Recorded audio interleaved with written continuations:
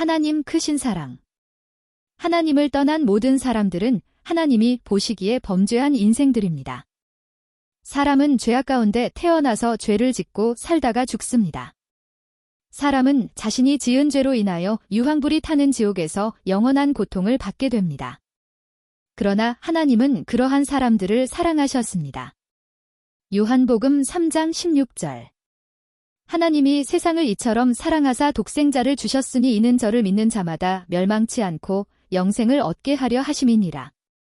하나님이 세상을 이처럼 사랑하사란 말씀은 사람에게 자비를 베푸시기를 원하신다는 것입니다. 하나님은 죄는 미워하시지만 죄인을 사랑하십니다. 이 부모는 자녀를 사랑하고 그들의 평안하고 잘 살기를 원하시지만 그 자녀의 잘못된 행동에 대해 강력히 반대할 수 있습니다. 하나님은 아담의 자손들, 온 세상 사람들을 사랑하시고 그들의 죄를 담당하기 위해서 아들을 보내셨습니다. 그 아들을 자신의 죄를 위한 대속의 양으로 생명의 주님으로 받아들이기만 하면 죄를 용서해 주시고 영원한 생명을 주시겠다는 것입니다. 아담이 죄를 자백했을 때 하나님께서 짐승을 잡아서 친히 옷을 만드시고 입혀주셨습니다. 그때 아담이 무엇을 했습니까? 아무것도 한 것이 없이 거저 공짜로 옷을 받아 입었습니다. 옷을 입는 수고조차도 하지 않았습니다. 그것은 하나님께서 친히 입혀주셨기 때문입니다. 우리는 이렇게 크신 사랑은 거저 받는 것입니다. 우리가 어린 자녀 시절에 부모를 위해 무엇을 해야 밥을 먹고 옷을 입고 필요한 돈을 받았습니까? 아무 일한 것이 없이도 밥을 먹고 옷을 입고 돈을 썼습니다. 일만 만들지 않으면 효자죠.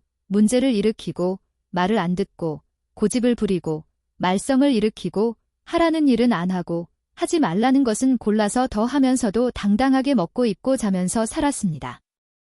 이것이 내가 자녀라는 것, 부모의 사랑의 은혜 아래 있다는 것을 알지 못했지만 그렇게 살았습니다.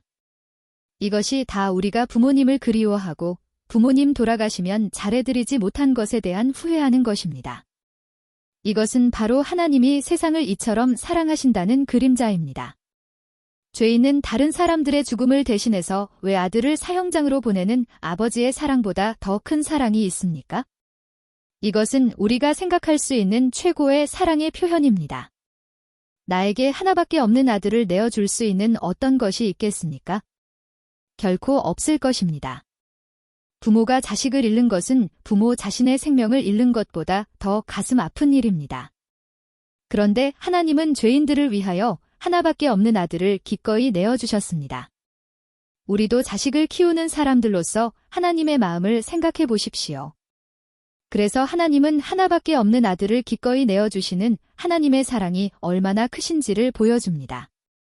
이 하나님의 크신 사랑은 자신의 독생자를 죄인의 손에 넘겨주어 죽임을 당하게 하시고 죄인들을 영원한 고통에서 구속하여 주신 것입니다. 요한복음 3장 17절. 하나님이 그 아들을 세상에 보내신 것은 세상을 심판하려 하심이 아니요 저로 말미암아 세상이 구원을 받게 하려 하심이라. 사람들은 자신은 범죄하면서 다른 사람의 범죄를 정죄하려 하고 벌을 주려고 애를 씁니다. 그러나 하나님은 사람과 전혀 다르신 분입니다. 하나님은 사람의 죄를 용서하시고 구원해 주시려고 하십니다. 문제는 사람들은 하나님의 말씀을 오해합니다. 그것은 하나님의 말씀을 범죄한 인생의 관점에서 이해하고 해석하기 때문에 문제가 생기고 하나님의 말씀을 올바르게 깨닫지 못하는 것입니다. 하나님께서 외아들을 보내신 것은 그들의 우상숭배와 사악함을 인하여 멸하려 함이 아니라 구원하시기 위한 것입니다. 범죄한 인간은 마땅히 정죄를 받아야 하고 그 죄의 대가로 벌을 받아야 합니다. 그러나 하나님은 먼저 용서를 제안하셨습니다. 사람들이 하나님의 이 용서의 제안을 받아들이지 않고 거절하면 그 결과 정죄와 심판과 형벌이 있습니다. 예수께서 첫 번째 오신 것은 인류를 정죄하러 오신 것이 아니라 죄를 용서하기 위한 것입니다. 그러나 이것을 거부하는 사람에게 두 번째 예수께서 오실 때는 산자와 죽은 자를 심판하실 것입니다.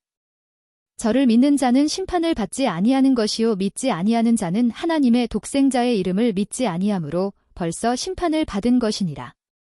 믿는다는 것은 그의 대속의 사건인 십자가의 일, 죄를 사하여 주신 일, 그가 부활하셔서 죄인을 의롭다 하신 이를 인정하고 받아들이는 것입니다.